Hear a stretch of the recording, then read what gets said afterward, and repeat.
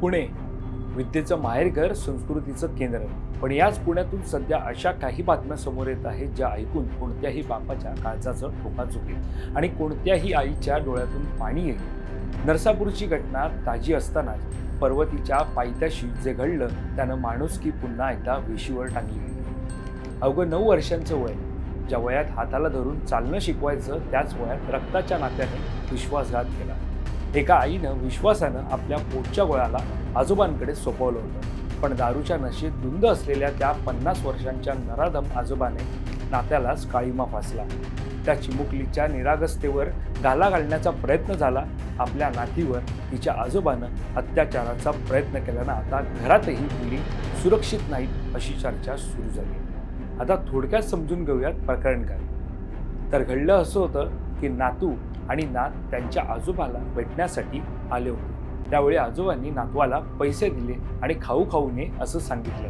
नातू घराबाहेर गेल्यानंतर घरात कोणी नसल्याची संधी साधत आजोबाने नातीच्या अंगावरील कपडे काढले, त्यानंतर स्वतःच्या अंगावरील कपडे काढले. यावेळी घाबरलेल्या मुलीने आरडाओरड करण्यास सुरुवात केली. मुलीचा ओरडण्याचा आवाज ऐकून शेजारी राहणाऱ्या एका महिलेला संशय आला. ज्या घरात त्या आजोबाने हा प्रकार केला ते घर पत्र्याचं होतं. त्यामुळे तिनं प्रसंगावधान दाखवत घराच्या फटीतून डोकावलं. त्यानंतर पाहिलं तर संतापजनक प्रकार तिच्या डोळ्यासमोर उघडकीस आला. अंबादास यल्लप्पा जाधव असं त्या आजोबाचं नाव. नागरिकांनी या नराधमाला पोलिसांच्या ताब्यात दिलं. तपासात समोर आलं की हा नराधम त्यावेळी दारूच्या नशेत होता.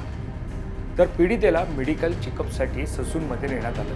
पीडित मुलीची प्रकृती आता स्थिर असून तिला डिस्चार्ज देण्यात आला आहे. पोलिसांनी अंबादास जाधववर पॉक्सो अंतर्गत गुन्हा दाखल करून त्याला बेड्या ठोकल्यात.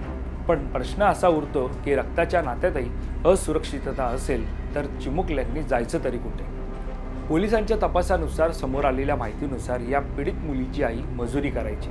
त्यामुळे आपल्या मुलांवर लक्ष ठेवण्यासाठी तिनं आपल्या घरी तिच्या दोन्ही मुलांना ठेवलं.